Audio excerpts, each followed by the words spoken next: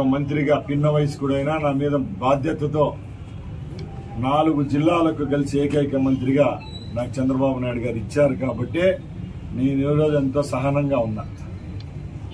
నాకు గలాటాలు చేయడం కొత్త కాదు, కేసులు కొత్త కాదు, ఏవి కొత్త కాదు, నా ముఖం మీద ఉన్నాయి. నేను అట్లా భయపడే వ్యక్తిని కాదు. ఇట్లా చెంచాలు 3 కాదు 4 కాదు, ఎందరు కలిసి వచ్చినా ఎదుర్కొనేదానికి నేను సిద్ధంగా ఉన్నా. పార్టీలో ఉన్న వాళ్లకు చెప్తున్నా, పార్టీ నుంచి బయట పోయిన వాళ్ళకు చెప్తున్నా. ఇంకా కొన్ని కోవర్టు కుక్కలు ఉన్నాయి పార్టీలో. ఆ కోవర్టు కుక్కలను కూడా బయటికి తీసి కొట్టే పరిస్థితి దగ్గరలో వస్తుందని తెలియజేసుకుంటున్నా. ఒకటే చెప్తున్నా, ధైర్యం ఉన్న మగవాళ్ళు అయితే ఎవరైతే నా మీద కామెంట్లు పెడుతున్నారో వాళ్ళకొకటే అడుగుతున్నా, మీరు పార్టీలో ఉండి కామెంట్లు పెట్టేది కాదు. ఆ రోజు జగన్మోహన్ రెడ్డి ముఖ్యమంత్రిగా ఉంటే రాయచోట్లో 4 సంవత్సరాల ముందే పార్టీని వదిలి తెలుగుదేశంలోకి వచ్చి పనిచేసిన నేను. కుమ్మక్కు రాజకీయాలు పనికిరావు. ఒకడు బయట ఉండి మాట్లాడతాడు, ఒకడు లోపల ఉండి మాట్లాడతాడు. సహనంగా ఉండాలని చెప్పి నన్ను పరీక్షించద్దండి. ఇంకొకటి చెప్తున్నా, మంత్రి పదవి ఏం పరమావధి కాదు. మాకు రాజకీయం కొత్త కాదు.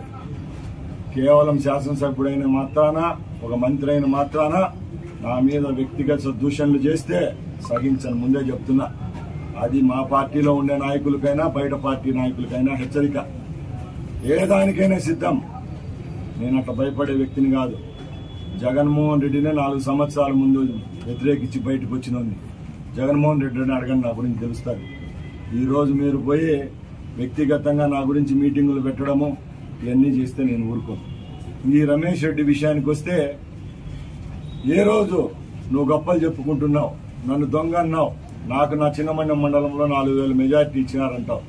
రే వెధవా, తప్పట్లు కొట్టించుకునే దానికి మాట్లాడొద్దురా వెధవా నువ్వు. నేను ముందే చెప్తున్నా, నీకు గుడ్డలజించి రాయచూటి రోడ్ల మీద నిలబెడతా. నువ్వు చేసిన ఆకృత్యాలు ఎన్ని కావు. నువ్వు నీరు చెట్టు డబ్బులతో ఎందరో పేద కార్యకర్తల యొక్క డబ్బులు దోచేసుకుని నువ్వు పార్టీ నుంచి వైసీపీకి అమ్ముడుపోయినావు.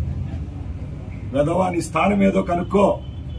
నీ స్థానం కనుక్కోరా ఫస్ట్. నువ్వు నీ పార్టీలో నిన్ను పార్టీలో చేర్చుకునేదానికి కూడా ఇష్టం లేకపోతే నీ బంధువుల ద్వారా రాయబారం నడిపి నువ్వు పార్టీలో చేరినోని.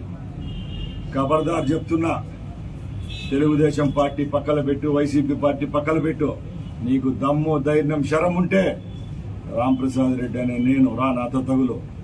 అంతే తప్పక మా పార్టీ మీద, మా నాయకుని మీద, నా మీద ఎక్కడన్నా ప్రెస్ మీట్లు పెట్టి ఎవడన్నా సోషల్ మీడియా పోస్టులు పెట్టినా సహించేది లేదని చెప్తున్నా. ఈ రోజు కూడా ఎస్పీ గారికి చెప్పడం జరిగింది. ఇప్పటికి ఊరుకోం. గత 2 నెలల నుంచి కొందరు పార్టీలో ఉంటూ సోషల్ మీడియాలో పోస్టులు పెడుతున్నారు. రాజంపేట నియోజకవర్గాన్ని అంతు చూస్తాం, రాయచూట్లో అంతు చూస్తాం అంటున్నారు. దమ్ము ధైర్యం ఉంటే రండి. మీకు ఏం అన్యాయం జరిగిందో రండి. మీకు ఏ అన్యాయం జరిగిందో రండి, బయటకు వచ్చి తగలండి. చెప్పండి, తెలుగుదేశం పార్టీ మీకు ఏమన్యాయం చేసింది? మీరు బతకలేక, మీరు జయించలేక, మీరు మనసులు ఒప్పించి గెలవలేక మీరు మాట్లాడుతున్నారు తప్పక మా అబ్బ సొత్తు రాయచోటి, మా తాత సొత్తు రాజంపేట, తెలుగుదేశం పార్టీ జెండాలు నాటినాము, గుంతలు తొగిలినాము. ఇప్పుడు ఎవరు భయపడే వాళ్ళు ఎవరు లేరు. ఎవరు భయపడే పరిస్థితులు లేరు. రాంప్రసాద్ రెడ్డి భయపడ్డు. ముందే చెప్తున్నా, నేను 18 సంవత్సరాల్లో నా రాజకీయ అరంగేటం చేసిన. మీ బాబులకే భయపడలేదు. మీరు బుడా పకీర్ డ్రాయర్ గారు నన్ను ఏం చేసుకోలేదు.